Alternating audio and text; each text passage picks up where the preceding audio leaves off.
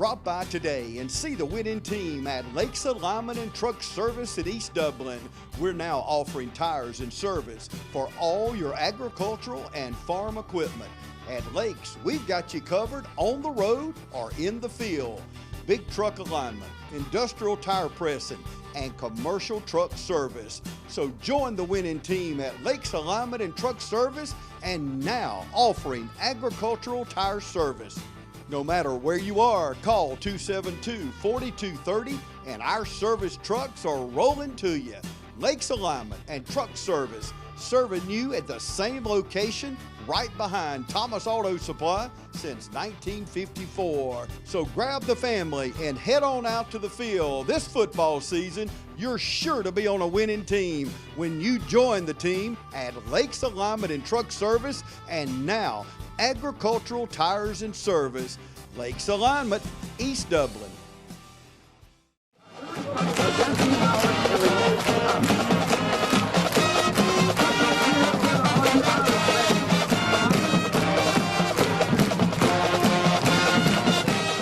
Welcome to the Irish Coaches Show. I'm here with head coach and athletic director of Dublin High School, Roger Holmes.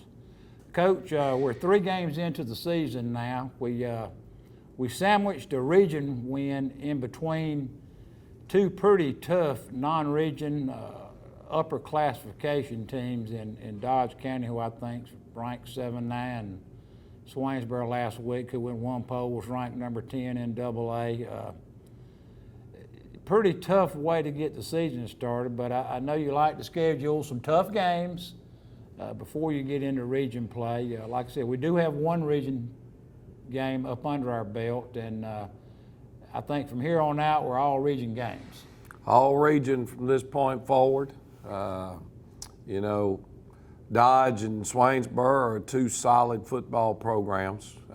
As we've mentioned many times on here, Dublin's longest rival. Tough games. Right now, quite frankly, our football team is still searching and trying to find its direction and trying to develop some younger players, or inexperienced players, I think is a better word. The other night, I think we ended up playing, 5 or 6 sophomores. Here's Mitch Warnock calling in. I'll have to talk to Mitch later. But and then, our quarterback was down the other night. He had hurt his ankle in the Wheeler County game, and it showed up on Monday. But we knew that, and I don't think that had anything to do with the game. I don't think it was a factor. Well, it took a running back, one of our premier running backs, out of his usual spot and put him at quarterback, and a lot of our thoughts up were they can put a sniffer guy on him and key on him. Well, there's probably some truth to that, maybe in some regard, but Cam Hampton, and Malachi O'Neal were the 2. They're both sophomores who stepped in and played, and after grading the film and those type things, our issues were not in the backfield. We got dominated up front. Swainsboro's defensive front dominated our offensive line from the beginning of the game till the end of the game. That was the major difference in the football game. I thought so too, and I smiled when you mentioned Cam Hampton's name. Cam has come on. We watched him play a small role last year, and he really showed some spurts with his running on offense. I really liked the way he did some things last year, and he's coming into a bigger role this year. So I kind of smiled when you mentioned his name. But I agree with you. From sitting in the stands, it looked like that we were getting beat right there in the middle. When Quay was trying to attempt the passes he did, there was no time, Coach. Well, we've got a lot of improvement that we need to make in the offensive line. We knew that going in. We're We're replacing every single player across the front. Des Gilbert played a little bit last year. Caleb Hall played a little bit last year. But as far as being starters and it being on their plate, they had very little experience. The other issue is that we're dealing with right now has to do with depth. It's a common factor. It's a factor with single A football. All across the board, it is. It's always tough from a depth standpoint. You know, we've always had a lot of kids go both ways, but we've had enough depth to get them adequate rest through the course of the game to be able to stay ready and fresh enough to continue to play and fight through it. When you're struggling like we did offensively, I think we only snapped the ball 33 times on offense the other night, which is as low as it's been in forever. Swainsboro had about 54, I think. I think they snapped at 54. The other side of that is, guys, I mean, I think we had five total yards offense in the first half. Only finished with 111 and about 60 of that or something came on one long, nice run by Cam Hampton. Yeah, 74 yards, I think. So we've got to make some definite strides in our offensive front. Not to take anything away while we're giving these numbers, not to take anything away from Swainsboro. They had played a game or two more than us, and they were physical. Well, that's, I don't want to take anything away from Swainsboro, but at the end of the day, it's our job to get them blocked. Right. And we weren't able to do that. And then defensively, we played better in spurts than we did the week before against Wheeler. Our effort in some areas and positions was much better. You could see things getting better. I think one of the major issues that we got beat on a couple of deep throws, and it was, I don't know if you want to call it a lack of effort on our part or a lack of execution or both in some ways.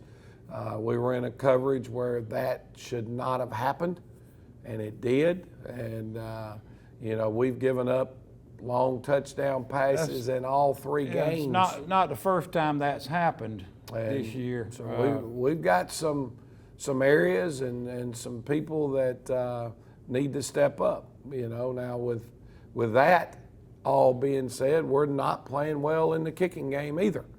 There's nothing right now as a football team that we did well at Swainsboro. And well, this is when coaching comes in. Now, you hadn't been in this spot, but very few times since you've been here at Dublin.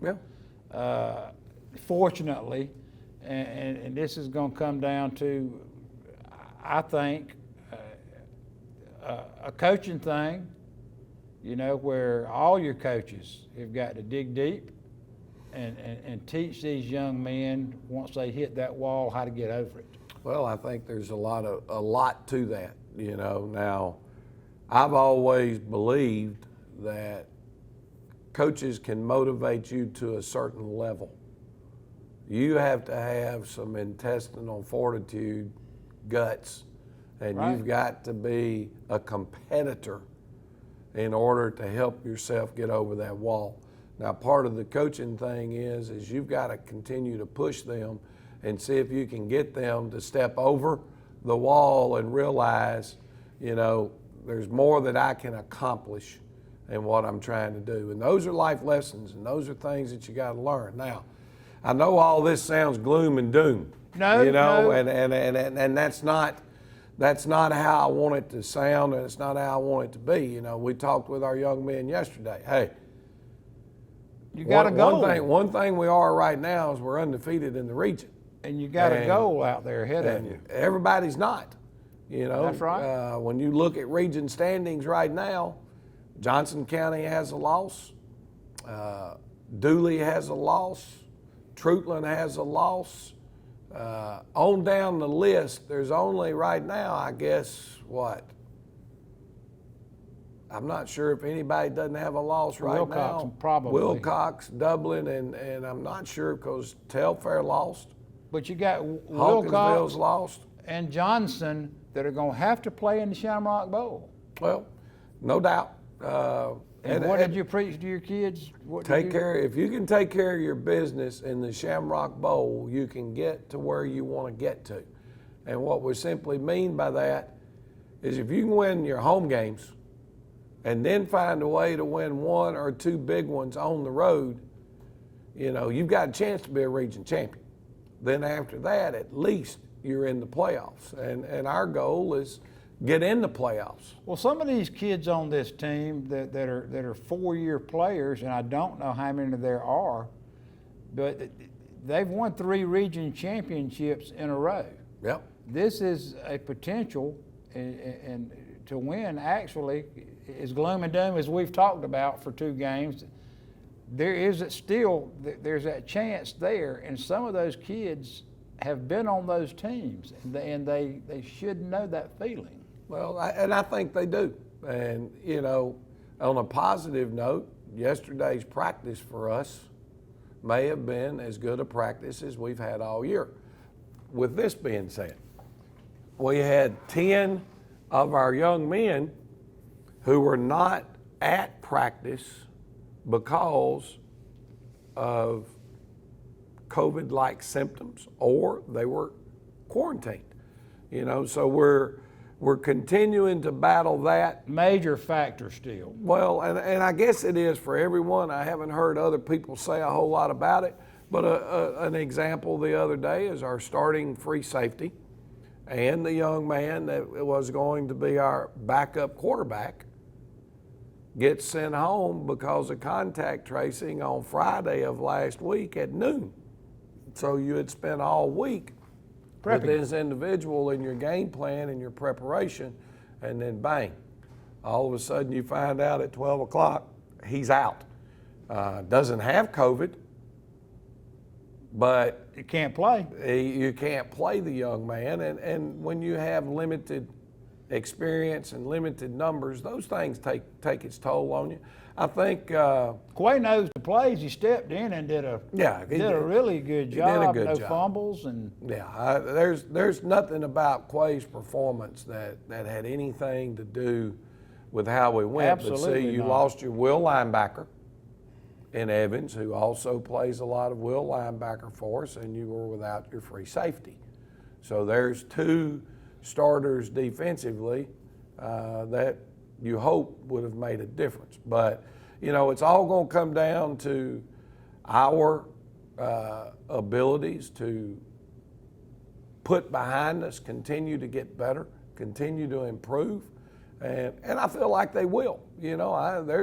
I assured them the other day that we will continue to correct, we will continue to coach, we will continue to evaluate, and because we're committed, as we've always been, for this group to be the best that they can be. And you can't do that if you don't go out and prepare. You've always, since you've been here, you strived, and you're hard-nosed, and we love that about you, but you strive to put the absolute best product on the field for the City of Dublin school system. And we thank you for the years past. That's all good and it's all great, and I appreciate the compliments. But at the end of the day, we're trying to get this football team right for a Dooley County team coming in here this week.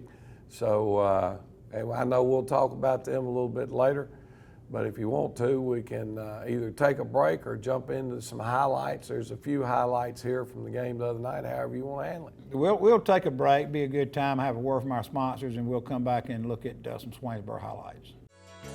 Community Bank of Dublin Lawrence County is here to help with all of your financial needs. Our team knows what it takes to make life easy and convenient, and will help you get set up with our mobile and online banking. We founded Community Bank on common sense banking and a dedication to help people just like you. Our loan officer Gail Rainey and branch manager Amy Thompson know what it takes to make life easy and convenient and can help you with loans with almost everything, from your automobile, home, land, or any financial goals you have. Come visit us today. Community Bank of Dublin, Lawrence County, where common sense banking never goes out of style.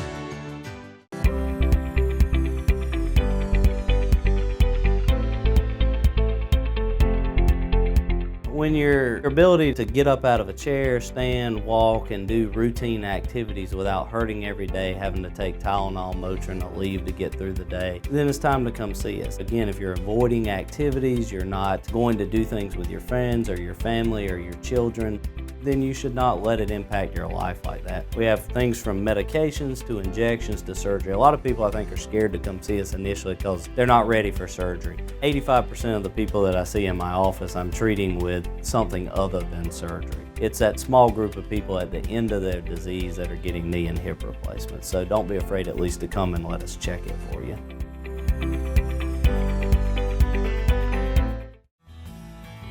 Progressive Rural Telephone Co-op offers a full range of communication products and services to its members in Lawrence County and surrounding areas. We take pride in being your total communications provider, and we work hard to provide quality services at the best prices. In addition to offering phone service, we provide high-speed internet and digital high-def TV. And we always strive to put our members first. Progressive Rural, your total communications company. Small enough to know you, large enough to serve you. ProgressiveTel.com. Call 478-984-4201 or stop by 890 Simpson Avenue in Rents. Progressive Rural Telephone Co-op.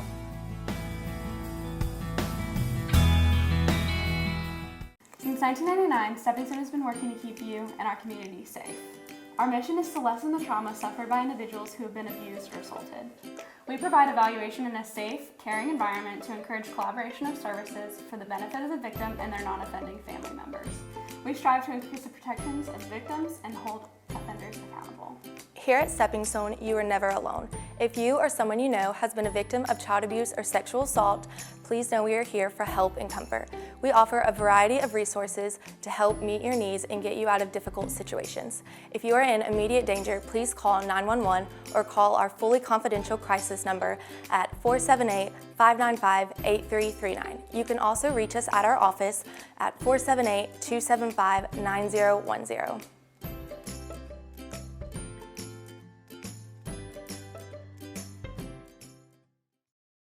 All right, we're back with Coach Holmes here, and Coach, even though we got beat number-wise pretty good, there were some good plays. I think, like you said, defensively, we played really good in spurts, and offensively, we did have some good plays. So let's look and give us your idea of some things maybe we didn't see or the normal folks wouldn't see. Well, we'll just take a look here. You know, I don't put these highlight clips together, so Right. And that's not a high priority to go over them. So we're going to see what Brandon Walden has come up with right here. This is the first play of the game or second play. They're running a little speed option.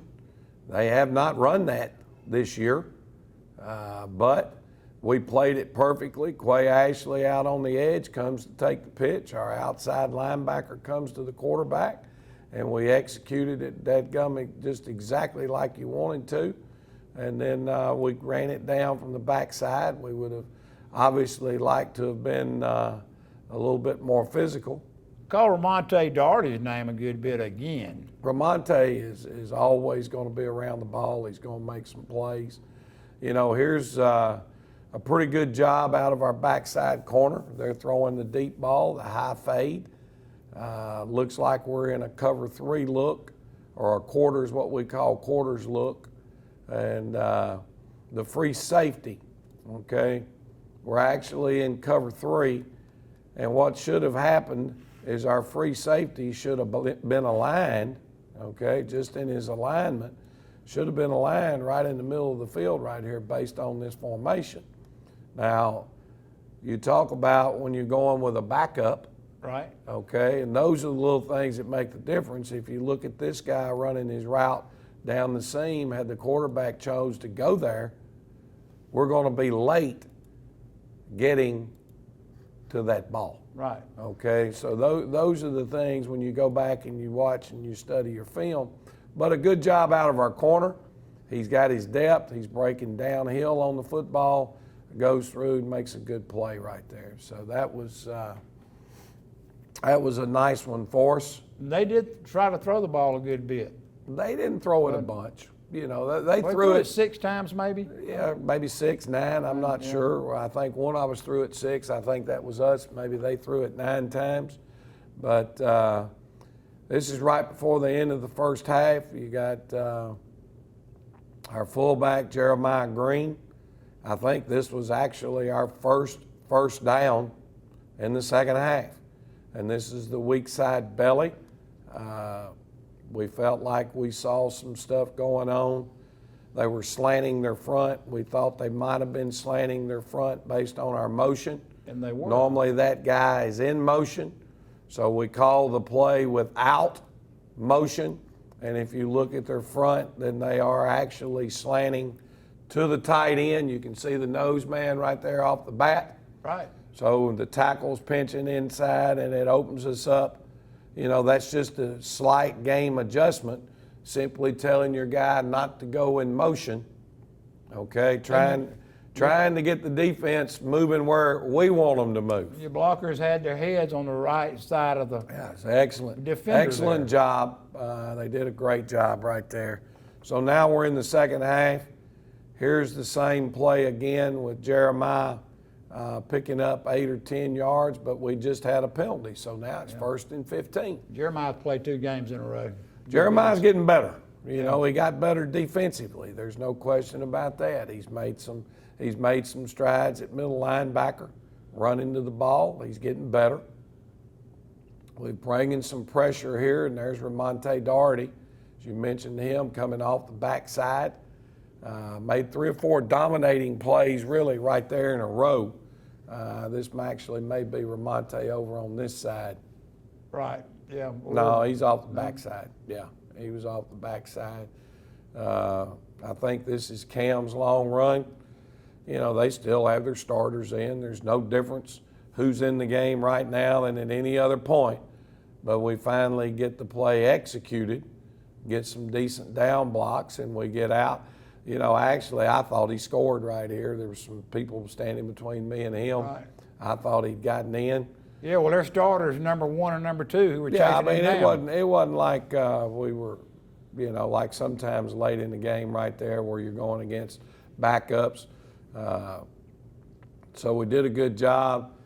Here was a play action pass on the belly, and Quay scrambles and takes it away and breaks contain on the outside. So Quay was still able to get in the end zone, and that's about it. Not many more highlights. Well, like we talked about earlier, there were some really good things we did. No question. The score didn't look like it. There were some really good things that we did. Coach, we'll put this non-region game behind us. It's what we'll do. We played to get better. I think we learned some things. We'll take a break, is what we're going to do, and then we'll come back and talk about who we got coming to the bowl this week.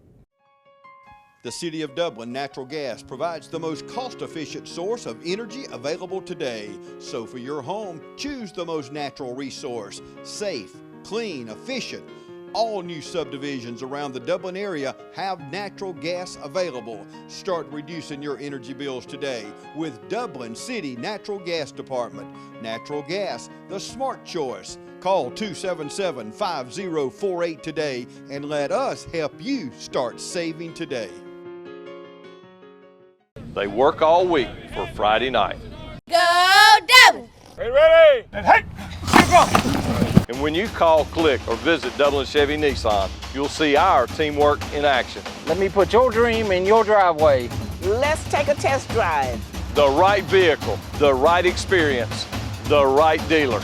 Good job, here we And remember, Don sells cars well only at Dublin Chevy Nissan. You'll score a winning deal every time at Dublin Chevy Nissan.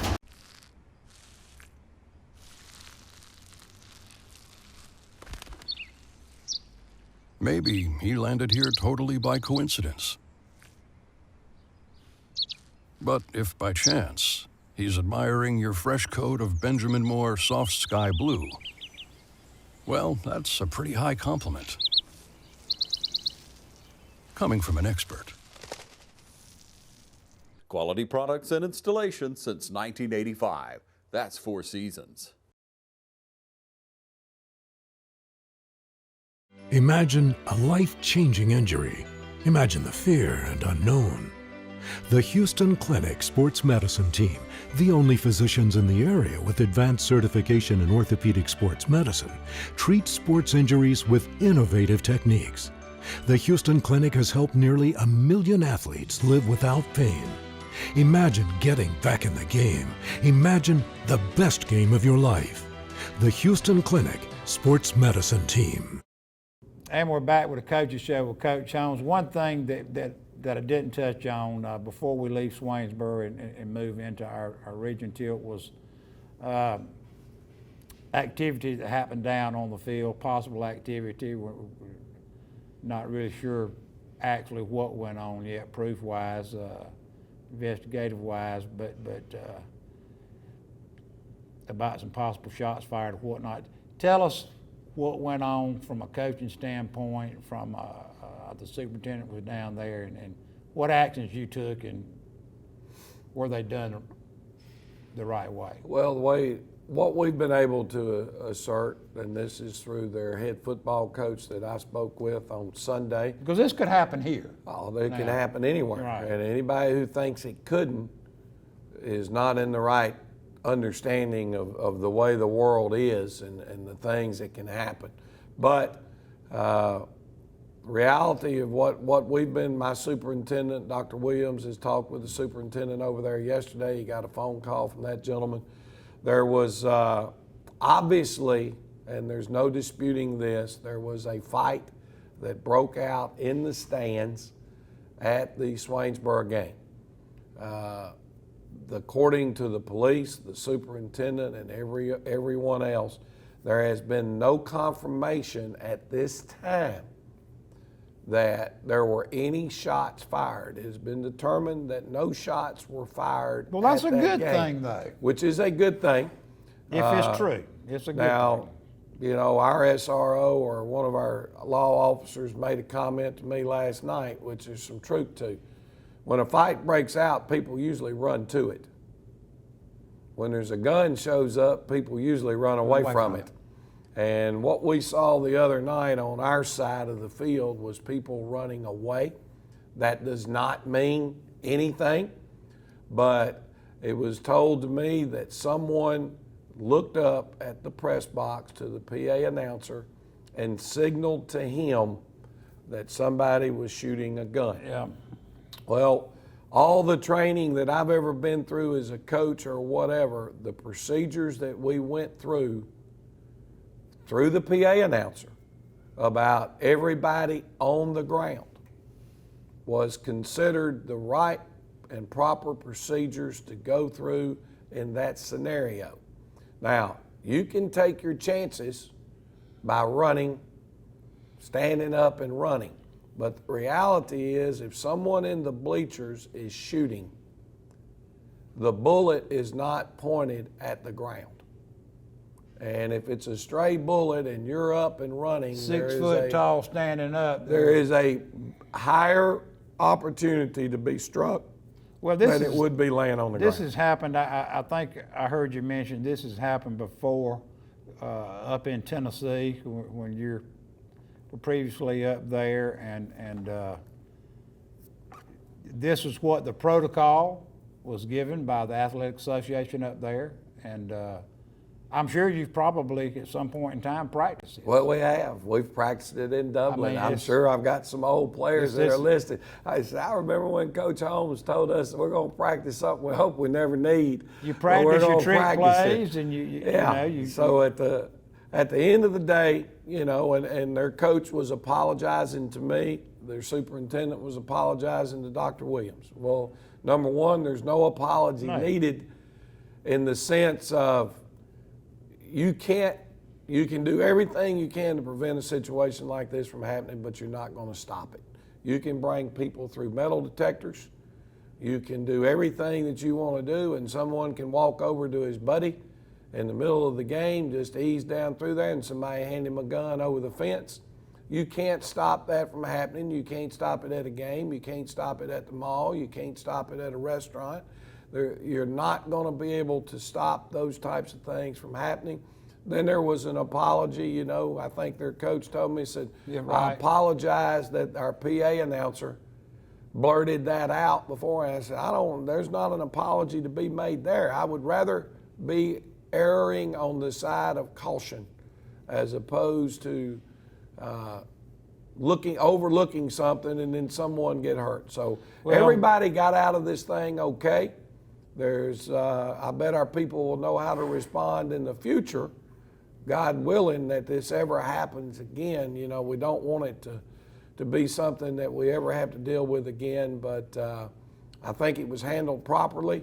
I do too. Grateful that there were no casualties or no one struck, and we're moving on. And it was good. It was good that the players, administrators, and whatnot did exactly like they needed to. But also good to see things in the heat of the fire with people like your SRO and Coach Todd Hogan that ran to the action and not away from the action. So there's a lot of folks to be commended here for things that were done right. No doubt. Yep. We appreciate everything. And just again, glad we got out of there. Now let's talk about we'll move. Dooley went down there last year. Dooley hadn't played any football. I think we'd played 3 games. They were in a bad situation, and we whipped them maybe 50-6, something like that. Younger team. Well, it ain't gonna happen that way again. Totally different team they're bringing to the bowl. They do have to come to the bowl, though. It's a tough place to play on our new field. I'm sure our players are gonna, like you said, had a great day yesterday at practice. I'm sure they'll have another few days of practice, and they get to play back at home again. So it's been a month. But it's homecoming. Dooley's not gonna come in here short-handed. No, Dooley on the hoof when they roll in.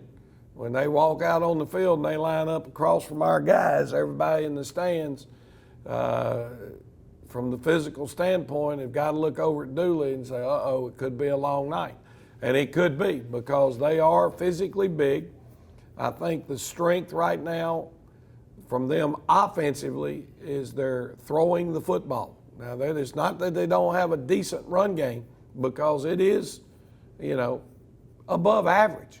They've got but the fact is they've got a couple of wide receivers, number 4 in particular, who I think will develop into a Division I prospect if his 40 time gives him that opportunity. He runs pretty well, but he's a big kid. That's scary. That can go, and he's only a sophomore. Then they've got number 10. That's another 6'2" looking wide receiver that can go make plays. They both catch the ball in their hands. That's one of the things that you can use to evaluate a receiver. You got guys who catch footballs, but they catch them into their body. Right. When you're a legitimate receiver, you're catching footballs in your hands, and both these 2 young men can do it. They've got another wideout out there, number 12. So they're going to run out of the spread. They've used a little something different each week, add a little something to their game plan. What about the quarterback? Another young kid. I think he's a junior, but throws the football as well as we'll probably face a quarterback throwing the football this year. He can throw it on the line. He's got the deep ball. He's thrown 3 to 5 touchdowns on long throws that receivers have run under or gone up and high pointed and taken the ball away from a DB. They don't run him a lot. Kind of like the Chad Moscow kid Thomasville brought in here several years ago. Yeah, and they don't run him a lot, but when he does run, he certainly can. So from that standpoint, they have balance. They're, I think they're 62-48, another run pass. So they're not afraid to throw it anytime, anywhere, and any down.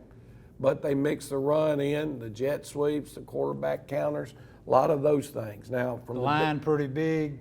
Line's big enough. Big enough. You know, they went down the other night. They got a region game in. I think they're undefeated in the region right now at 1-0, and they were able to take down Wheeler County. Wheeler. The other night. They may be 1-1. I think they've got 2 region games in right now. But anyway, yeah, they played Montgomery. They lost to Montgomery. They beat Wheeler. And we had a dog fight with Wheeler, and I think they beat Wheeler 16-14. So defensively, they run out of a 3-5. They rotate in those 3 down linemen. They'll rotate all 3 of them about every 3 or 4 plays. They're bringing in another group to keep them fresh. Well, they're bringing 70 some odd players dressed. Yeah, they're going to be in the mid to upper 60s, and they're young. They've got a new coach. Last year was his first year, and that wasn't fair to him. Like you say, right. They didn't get to open their season until we came down there, and we already had 3 games under our belt, and they were still dealing with the COVID stuff.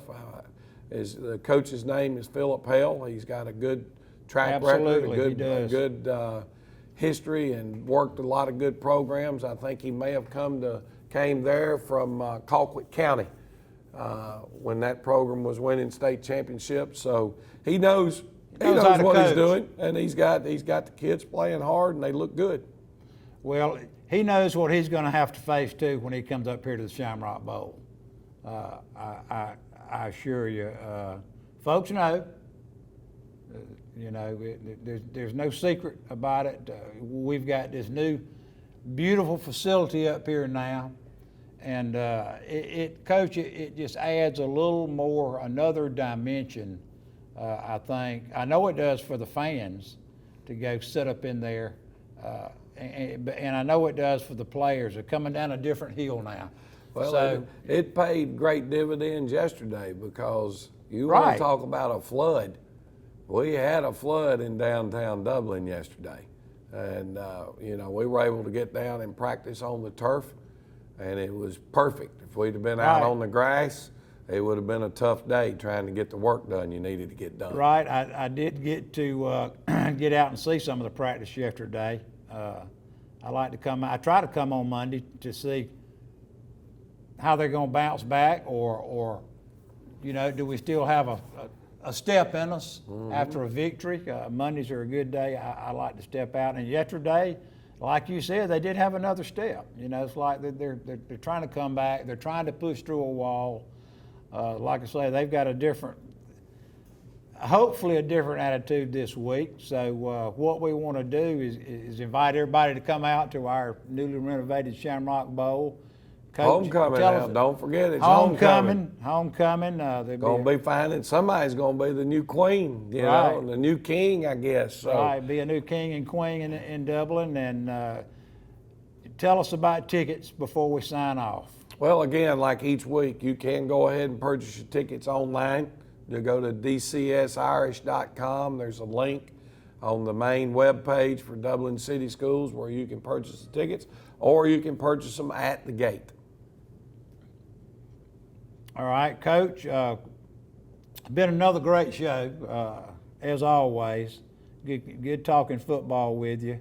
What we'll do is we'll come back and talk about Dooley next week, and then we'll continue our march toward the goal that we have, and that's taking care of business in the Shamrock Bowl.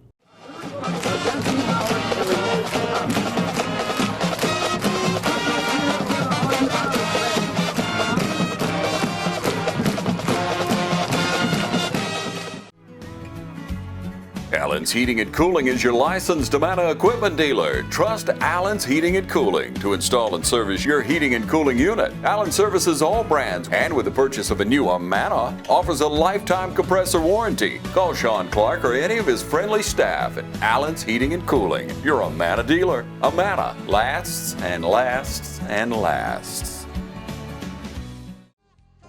First Lawrence Bank invites you to experience banking at its best. Whether you have personal or business needs, we're a full-service bank big enough to handle all of your banking needs and small enough to provide you with that personal touch you've grown to expect from a community bank like First Lawrence Bank.